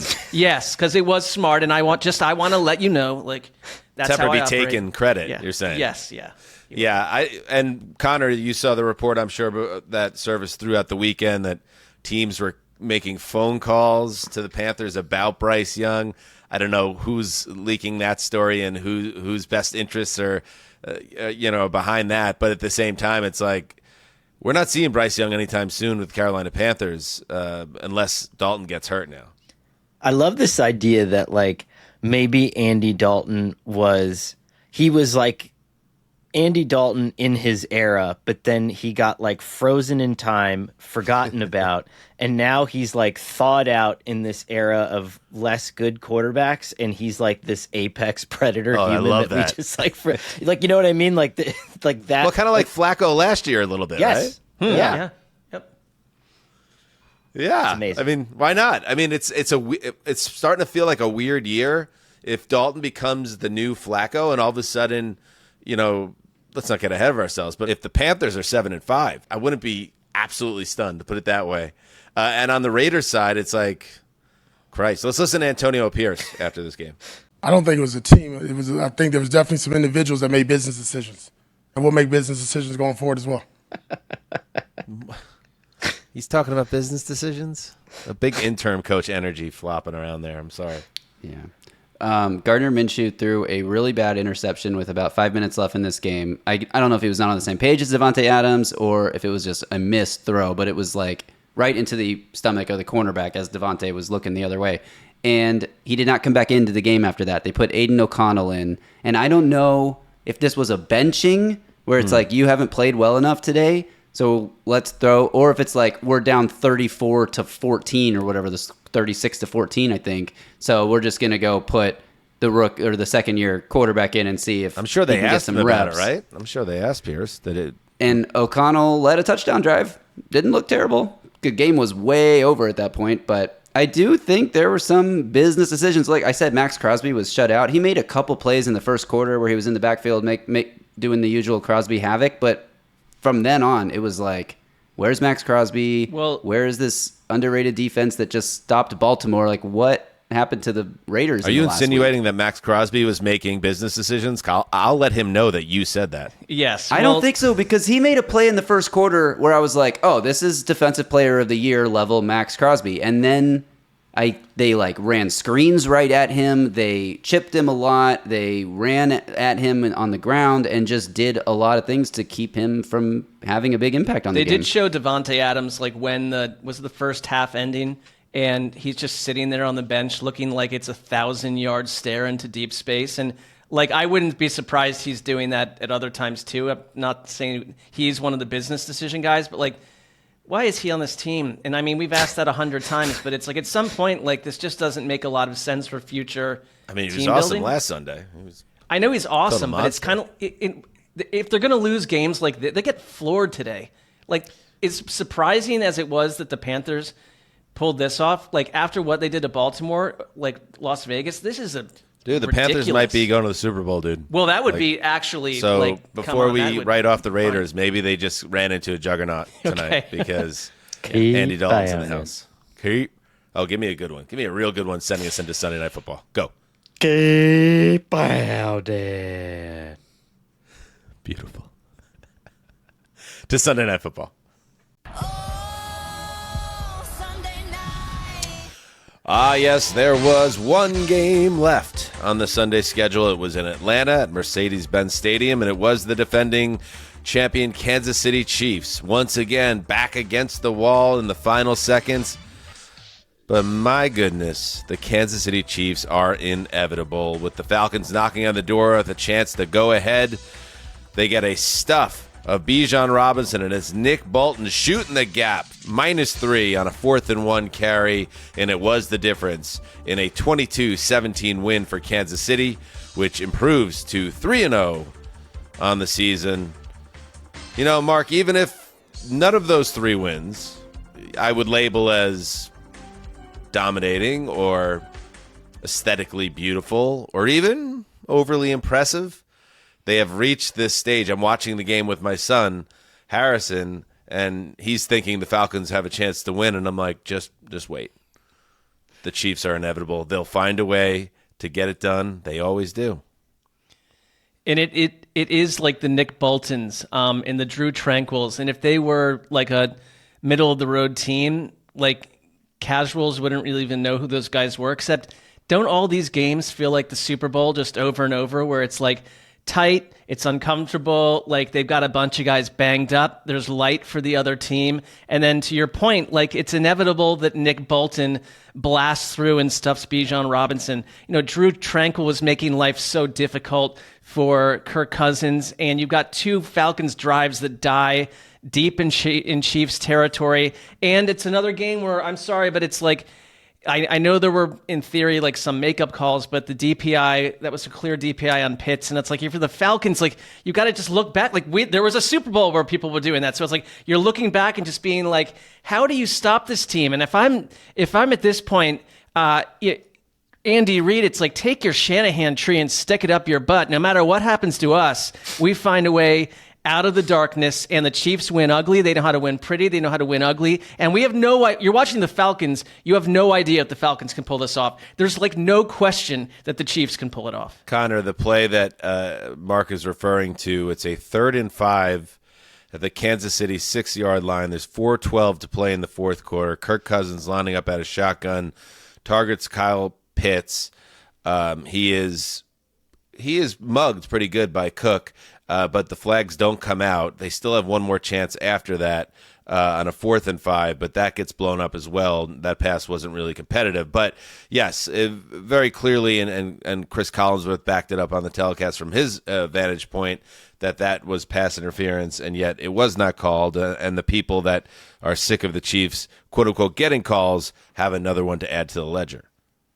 They do, but it's almost like don't do like split back on 4th and 1 with the game on the line and have your backup running back as your lead blocker against the best sideline to sideline tackling team in the NFL. Like the reason that the Chiefs won the Super Bowl last year is because they are the best tackling in space team in the league. They have the best players to bring down guys like Christian McCaffrey, guys who are really good at working in space. While we would have hated any play call that wasn't successful, that one felt overly cute, and I feel like it masks the point that like Kansas City not only maybe gets the calls, but they also force their opponents into making some pretty ridiculous, overly complicated decisions as well. Yeah, and it's fair to say that Kirk Cousins, this version of Kirk Cousins, who obviously does not move at all, he's still on some level working his way back from the Achilles tear, and maybe this is just his mobility at this stage. But speaking of Collinsworth, he also pointed out on that fateful 4th and 1 on the following drive, because the defense of Atlanta does a good job getting the stop, getting the ball back. They move down the field with the help of some penalties. They're in a 3rd and 1, and Tyler Algier gets stuffed for no gain. 4th and 1, and you know, some teams, many teams, most teams, you have the option of a QB sneak. But creaky old Kirk Cousins coming off the Achilles.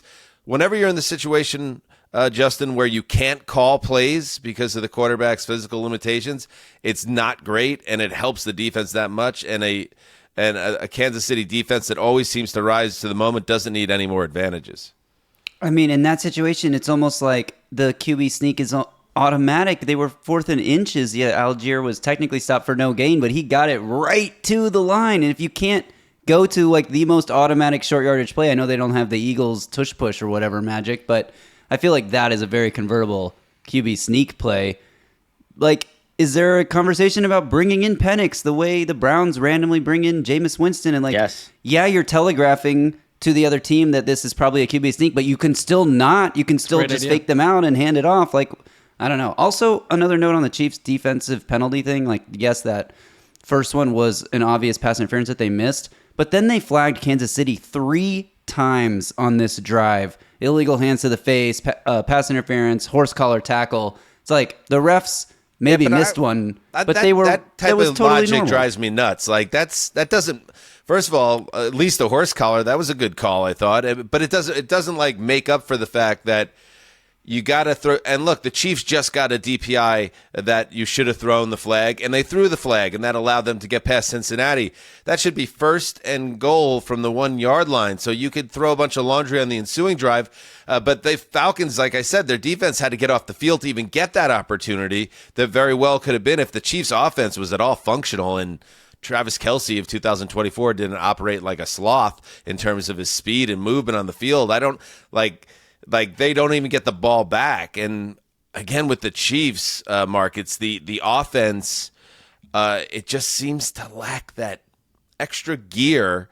And I know they're missing Isaiah Pacheco, that's a big deal. And you got good things out of Rice in this game, but the Travis Kelce element of this thing continues now to build up to me in terms of, okay, is this just who he is now?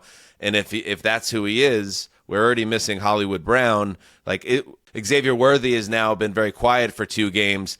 Is there going to be enough here to make the Chiefs consistently good on offense, or are we talking about the same things again?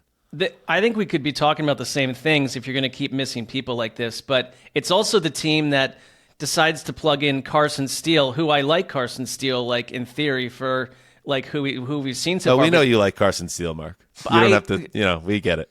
I know you're saying that I think he's like Peyton Hillis part 2 or something, but I think he's the kind of example where like this is a player that struggles in another system. Tonight he's productive, and they're able to, with missing bodies, pull off drives of 17, 13, 11, and 11 plays. They were like dominating time of possession at one point until the Falcons kind of got back into this thing. And I think they know, and they knew before we did, that in a couple years ago, this is a night where Kelce has 14 targets, 9 catches, 98 yards, and 3 touchdowns in the red zone. And that's not who this player is anymore. And they're working their way around it, but they're the type. They're like what the old Patriots were. It's like, we'll take the first month and figure out what we are on offense. And with Patrick Mahomes, it's like, cool, I guess I just trust sports and I trust the Chiefs to make this all work. Even when Harrison Butker decides to miss a PAT and Rashee Rice is in and out of the lineup, it's like they are inevitable. It's the perfect word for it. And this is the kind of game where if you're the Falcons, you cannot make a mistake. You can't make those little mistakes. You can't have your run game nullified by the fact that you know it's going to go to Bijan in that critical situation at the end because your quarterback is completely ineffective on the ground. Yeah, it's good when you could be figuring out yourself and be undefeated, and that's where the Chiefs are after 3 games. We have two games to play on Monday, and just so everyone knows, we will be there for you as we always are at Heed the Call, recapping both games. Only one, Mark, true primetime game. I just want to make that clear. I sniffed that out on the Thursday show. If you check that out, but yes, Jacksonville and Buffalo are playing football on Monday, but that's in the Wheel of Fortune window. The Washington-Cincinnati tilt will be played in primetime. So 2 more games, and we'll have the recap for those games. Any other thoughts before we sign off, gentlemen? Yeah, we'll have the recap for those games back on YouTube because they tried to take us down, but they failed. Nebulous, very highly nebulous. What happened to our YouTube feed over the weekend? But thank you to our underdog compadres for helping to sniff out the issue, and Justin for staying on top of things as he always does to get YouTube back up. And we hope it doesn't happen again. Connor, we hope you have. Yes, they Mark. are starting to become tangible, real figures that have struck multiple times. So, you wonder who they are and why they might be looking to slow down us, and what that says about them. That's all. Yep. Connor, if there's something, a little deep dive there for a long form down the line, maybe we could do a conversation after the show.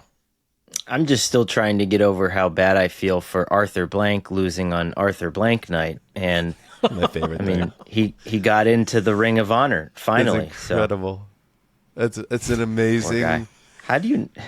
That's an amazing thing. Usually, I'm all about. And you just got into the Ring of Honor, but also there was a board meeting where it was decided Arthur Blank's in the Ring of Honor. Like usually, I'm of the mind, like I'll use Pete Rose as an example. Like if you're gonna eventually put Pete Rose in the Hall of Fame, don't wait till he's dead to put him in the Hall of Fame. Like put him in the Hall of Fame so warts and all, the man can enjoy his what he did as a professional, but.